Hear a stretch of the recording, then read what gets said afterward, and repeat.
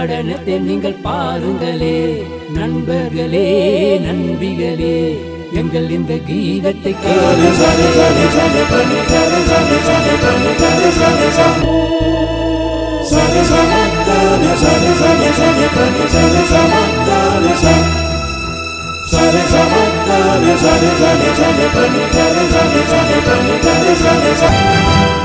குர்நாகல் நகரத்தில் இருந்து பருவம் போன்று அசைக்க முடியாத ஒரு பெருமையுடன் ஜிஎஸ்எம் கிரியேஷன் சுவாதீன யூடியூப் சேனல் ஊடாக தயாரித்து வழங்கும் நம் நாட்டு வளர்ந்து வரும் திறமையுள்ள கலைஞர்களை அறிமுகப்படுத்தி ஊக்குவிக்கும் கலை கலாச்சார நிகழ்ச்சி வசந்தத்தின் முன்னோடி.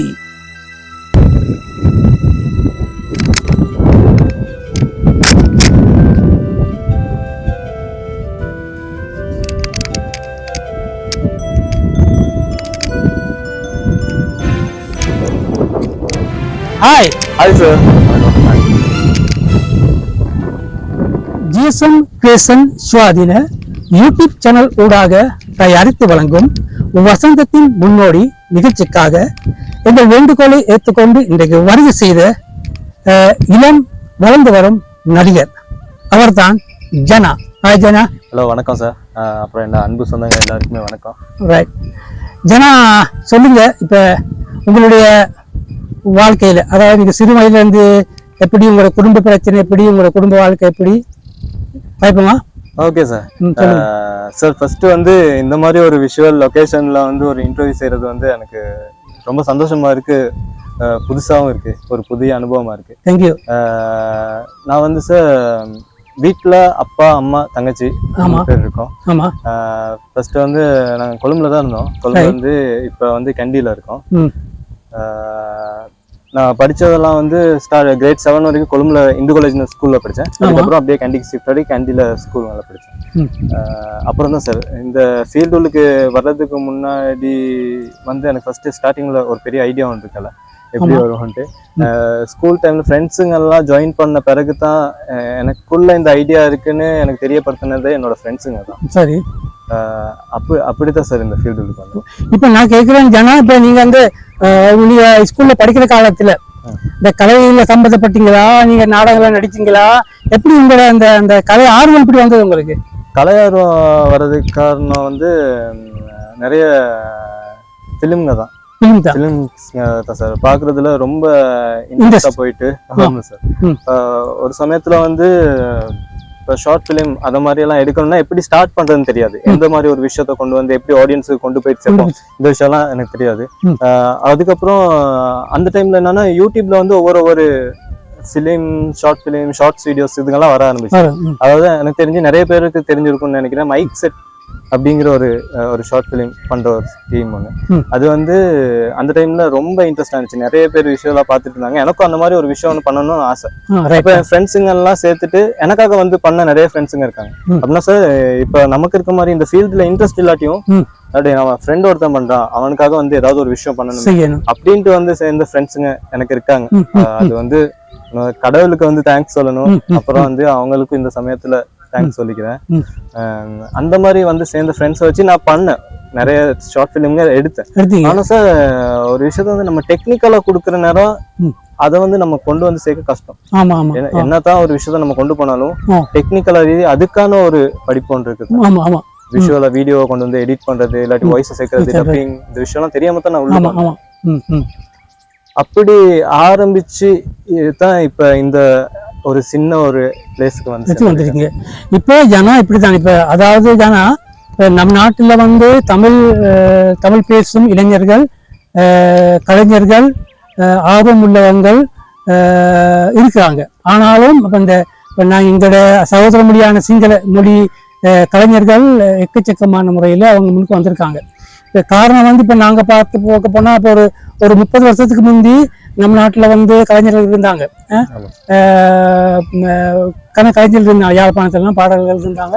அவங்கெல்லாம் வந்து அந்த அந்த எங்களோட 30 வருஷம் அந்த யுத்தத்தோட அவங்க தான் போயிட்டாங்க. அதோட தான் எங்களோட அந்த கலை, அதாவது வந்து எங்களோட தமிழ் கலைகள் வந்து கீழே போனது. இப்போ உங்களை மாதிரி ஊக்குவிக்கு, உங்களை மாதிரி இந்த ஆர்வம் உள்ள திறமை உள்ள இளைஞர் மாதிரி இந்த கலைக்கு வாரது சந்தோஷம். அதாவது இப்ப நீங்க உங்களுடைய நோக்கம் என்ன, உங்களுக்கு என்ன செய்ய போறீங்க? சார் என்னோட கனவும் என்னோட லட்சியமும் வந்து ஒரு நடிகனா வந்து ஆகுறது.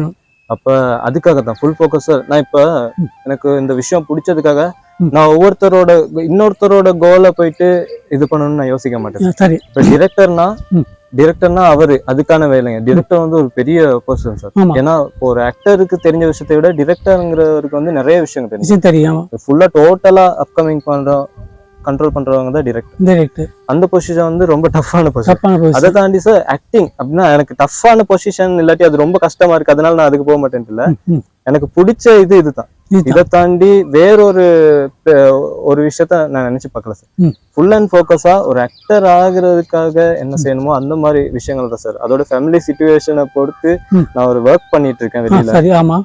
ஒர்க் பண்ணிட்டு அதோட சேர்த்து தான் சார் இப்போதைக்கு எனக்கு சண்டேஸ்ல மட்டும் தான் சார் டைம் இருக்கு. லீவ் டைம் எல்லாம் பிடிச்சி அந்த இதுங்களையும் பண்றேன். என்னோட ஃபுல் அண்ட் ஃபோக்கஸாவே ஆக்டிங்குள்ள எப்படியாவது ஒரு விஷயத்த பண்ணணும் அப்படிங்கிறது தான்.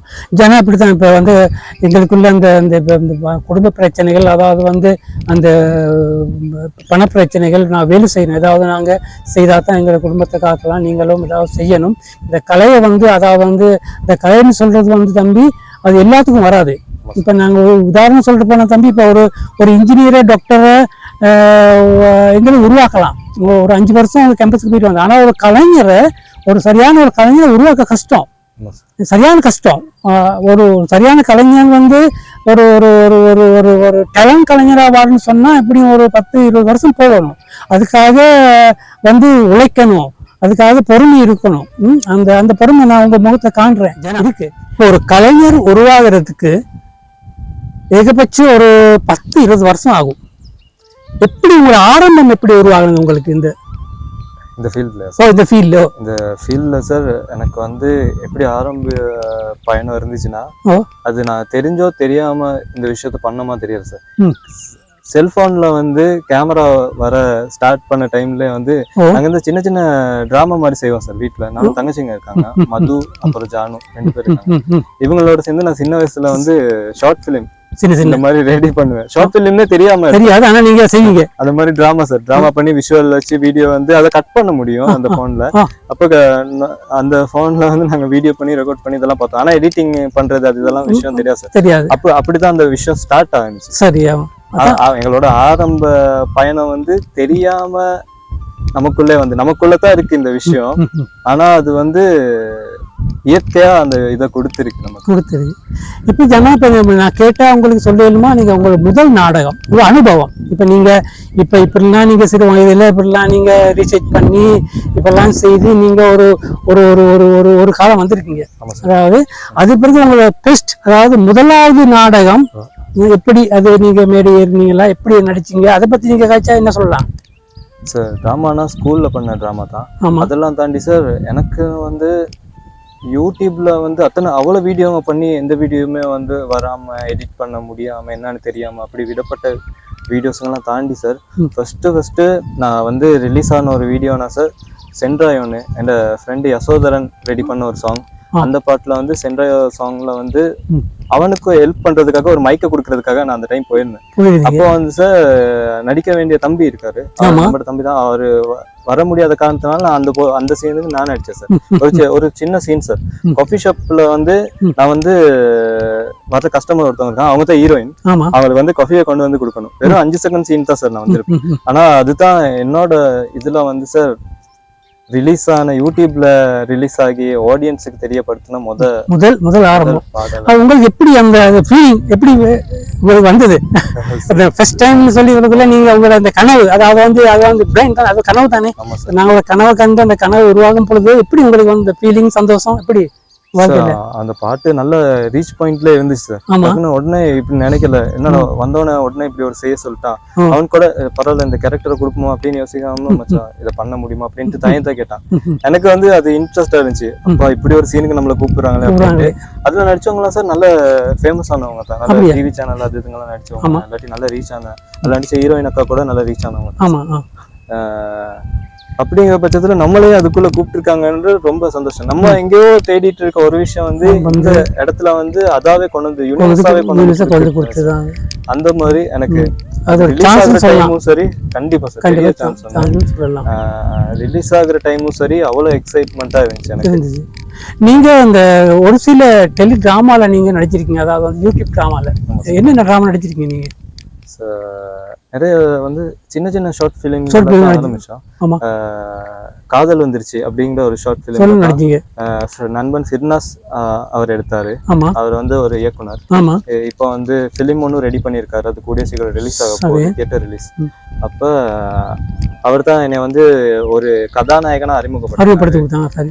அவரோட சேர்ந்து ஹீரோயினா ஏஞ்சல்னு ஒருத்தவங்க நடிச்சாங்க. அப்ப ஏன்னா ரொம்பவே அந்த சாங்கும் சரி, அதுல இருந்து வந்த கமெண்ட்டும் சரி, இன்னொரு எக்ஸ்பர்ட். இப்ப ஒரு ஆக்டரா வந்து இன்ட்ரோ ஆகுற நேரம் நம்ம நினைச்சிருந்தாலும் அவங்களாம் ஏத்துக்கணும்னு இருக்குதானே, அது உடனே ஏத்துக்கிட்டாங்க சார்.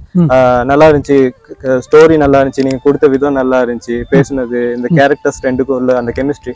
ஒரு இப்ப ஹீரோயினா நடிச்சாங்க, அப்ப ரெண்டு பேருக்குள்ள கெமிஸ்ட்ரி வந்து ஒர்க் அவுட் ஆயிடுச்சு. அது சின்ன ஷார்ட் பிலிம் இருந்தாலும் சார் ஆடியன்ஸ்க்கு உடனே போயிட்டு சேர்ந்துச்சு. எல்லாருக்குமே நிறைய அவ்வளவு சப்போர்ட் பண்ணாங்க.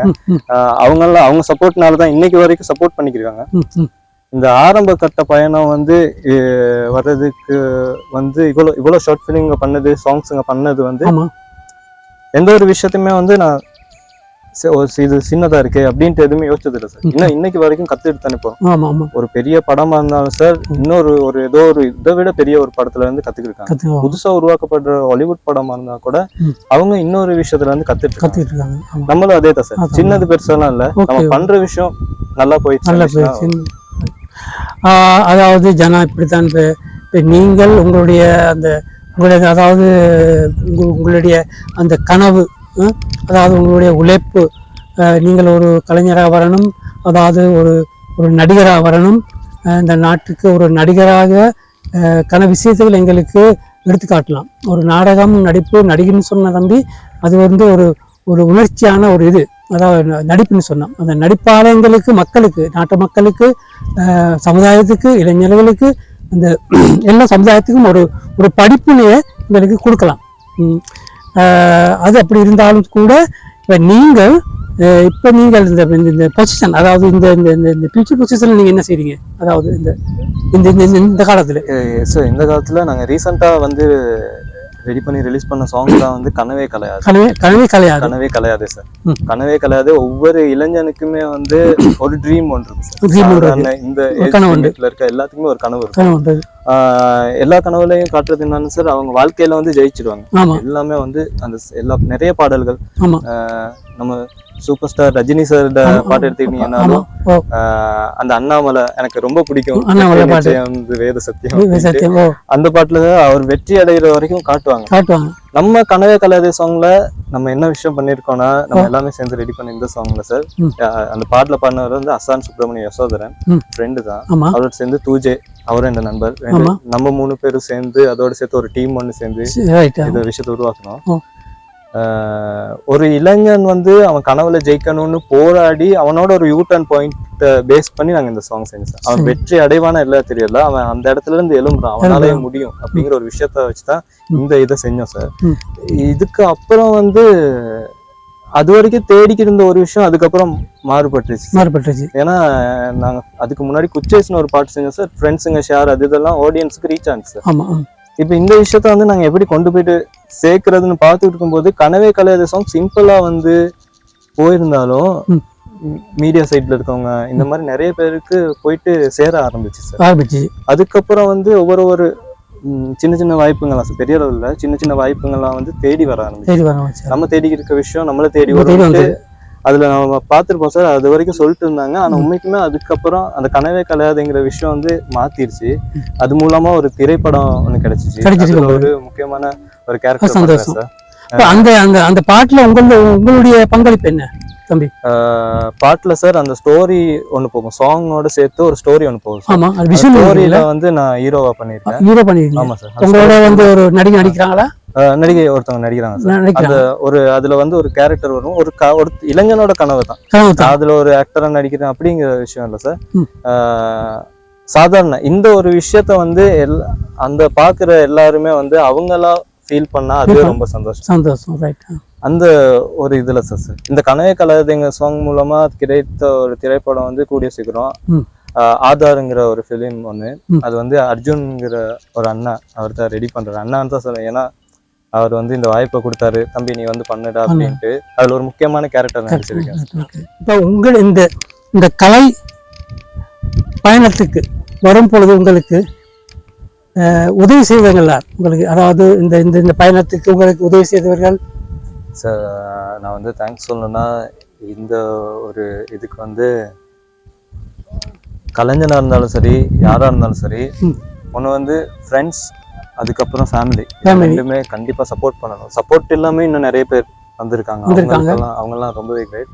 அதை தாண்டி ஃப்ரெண்ட்ஸும் ஃபேமிலியும் சப்போர்ட்டாக இருந்தால் கண்டிப்பாக ஒருத்தனால ஒரு விஷயத்த வந்து போயிட்டு சாதிக்கலாம்.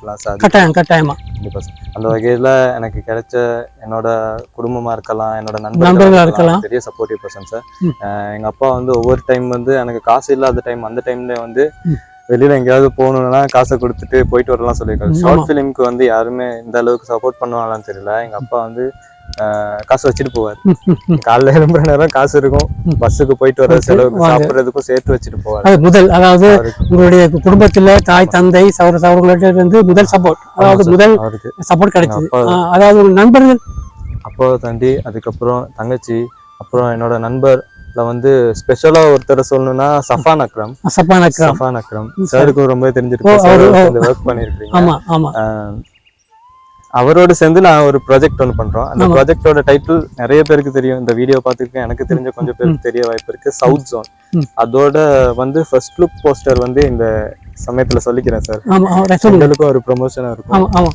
அதோட ஃபர்ஸ்ட் லுக் போஸ்டர் வந்து கூடிய சீக்கிரம் ரிலீஸ் ஆக போகுது. கண்டிப்பா பாருங்க, உங்க அன்போட வந்து அந்த பயணம் தொடரும். சஃபான் அக்ரம் சந்திச்ச பிறகு சார் நிறைய விஷயங்கள் மாறி இருக்கு. அவரை நான் சந்திக்கும் போது ஒரு 2 வருஷத்துக்கு முன்னாடி 1.5 வருஷத்துக்கு முன்னாடி சந்திச்சேன் சார்.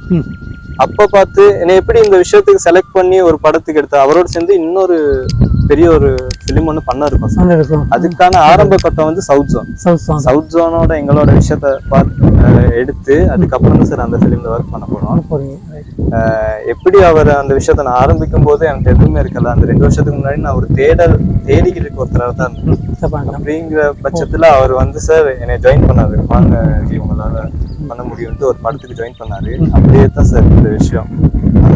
அப்ப வந்து அதை தாண்டி இன்னும் எத்தனையோ நண்பர்கள் ஸ்கிரீனுக்கு வந்து வராம கூட இந்த கனவே கலர்ல யோக பிரகாஷ்னு என் ஃப்ரெண்ட் ஒருத்தர் வந்து ஒர்க் பண்ணியிருக்காரு. அப்புறம் இந்த ஃபிலிம் பண்ணும்போது துஜேன் என்ற நண்பர், இல்லாட்டி இன்னும் என்னைய வச்சு படம் எடுக்கணும்னு துஷ்யந்த்னு என்னோட ஃப்ரெண்டு.